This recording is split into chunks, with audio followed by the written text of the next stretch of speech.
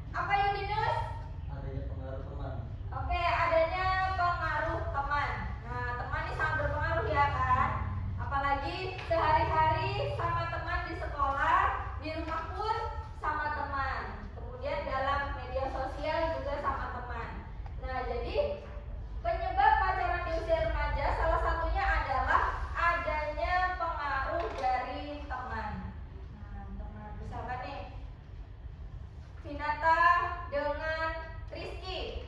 Vinata belum punya pacar, Rizky udah punya pacar. Terus Rizky menggiring opini ke Vinata. Vin, aku lo udah punya pacar, pacarku ganteng, terus pacarku lumayan kaya, jadi aku bahagia sama dia. Kamu mau nggak pacaran? Nah, itu pacaran. Nah, karena si Vinata dekat dengan Rizky, jadi Vinata tergiring opininya dari Rizky. Bolehlah, tapi aku carikan teman dekat ya, yang bisa dijadikan pacar. Nah, itu contoh pengaruh dari teman. Karena teman sebaya itu sangat berpengaruh, lebih dominan daripada orang tua.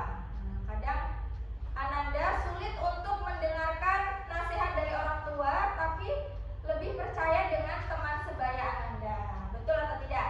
Betul. Jadi itu tadi 3 penyebab pacaran di usia remaja. Ada yang pertama globalisasi, kemudian membuktikan dirinya cukup menarik atau sama selevel dengan teman yang lain, kemudian adanya pengaruh dari teman, itu yang sangat berdampak. Itu tadi yang perlu Anda ketahui. Kemudian Bu, saya udah pernah pacaran, tapi alhamdulillah saya udah gak mau pacaran lagi Bu. Nah, bagus. Terus Bu, saya ada niatan mau mutusin pacar saya. Saya udah terlanjur berpacaran, tapi saya mau mutusin pacaran saya. Oke. Nah, sekarang kita lihat dulu gimana sih cara mencegah dampak negatif berpacaran. Dampak negatif. Yang pertama, nah tentunya ketika kita punya langkah-langkah, kita harus berani untuk mewujudkannya. Karena kalau langkah-langkah tidak dibarengi dengan aksi nyata, akan sulit untuk terwujud. Yang pertama ada berani mengatakan tidak. Nah, tidak. Berani mengatakan tidak. Bagaimana Bu berani mengatakan tidaknya? Kamu tidak boleh menormalisasi bahwasannya pacaran merupakan hal yang wajar. Kamu harus berani menolak, dan kamu harus tahu dampak lebih banyak negatifnya daripada positifnya. Jadi tidak. Misalkan ada yang mendekati lawan jenis, atau ada yang berusaha untuk mengajak pacaran, nah kamu bisa mengatakan tidak, harus tegas. Tidak. Banyak angan-angan yang ingin saya ciptakan dan tidak saya perpendek dengan saya menormalisasi untuk pacaran. Kemudian berani mengatakan tidak. Yang selanjutnya, taklukkan rasa takut untuk kesepian. Nah, biasanya Bu, saya kalau nggak punya pacar kayaknya nggak ada yang ngingetin saya untuk mandi. Bu, saya kayaknya kalau nggak ada pacar nggak ada yang ngingetin saya makan, jadinya saya lupa makan. Nah, taklukkan rasa takut kesepian, bahwasanya kamu itu bisa, masih ada keluarga, masih ada saudara, masih ada teman. Nah, tidak sendirian. Jadi kamu tidak akan merasa sendirian, dan juga harus berpegang prinsip independen, bahwasanya kamu itu mampu untuk berdiri di kaki kamu sendiri. Jangan sekali-kali bergantung dengan orang lain. Oke. Kemudian perbanyak kegiatan positif. Kegiatan positif apa aja ya Bu? Misalkan ibadah, mengikuti kegiatan di luar maupun di dalam sekolah. Kalau di dalam sekolah ekstrakurikuler. Salah satu bentuk Ananda itu bisa untuk lebih membangunkan energi-energi positif lainnya. Nah, dengan kegiatan-kegiatan yang positif bersama teman, didampingi oleh guru. Kemudian kegiatan di luar sekolah. Nah, misalkan dengan teman-teman di dekat rumah, ataupun kegiatan-kegiatan yang mendukung di sekitaran lingkungan masyarakat, itu yang bisa membangun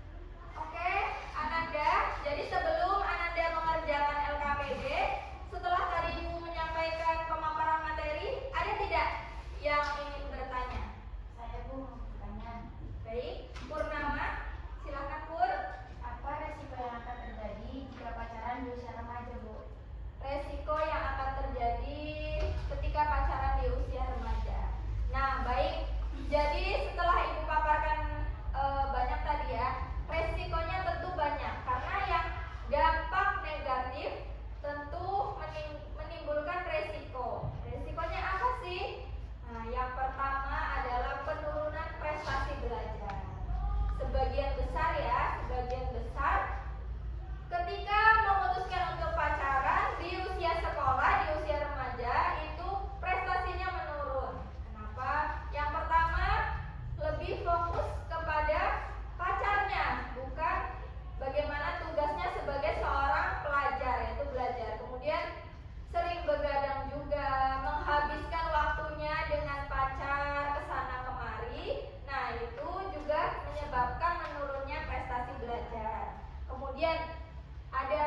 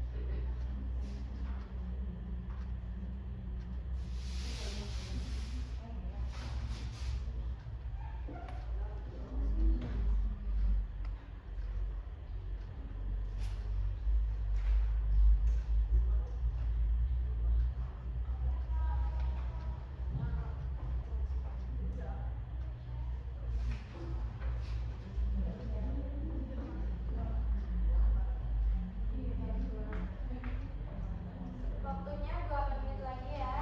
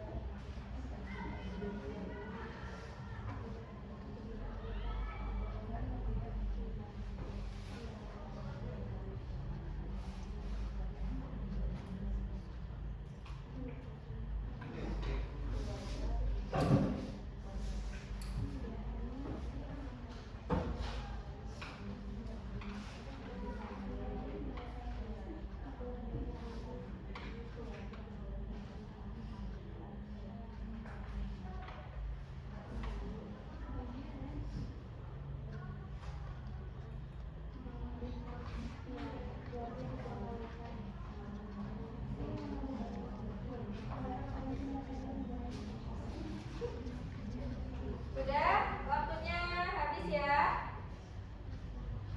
Baik. Sudah selesai? Oke.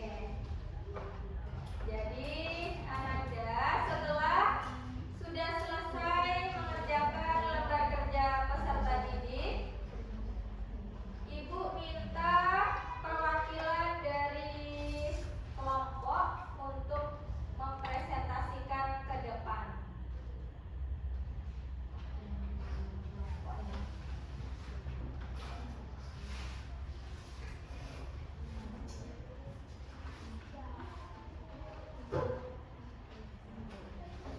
Oke, kita langsung saja ya. Kelompok 1, kelompok 2. Nah, silahkan presentasikan hasil diskusi dengan kelompok yang lain. Boleh di sini saja menghadap ke temannya. Perwakilan silahkan berdiri.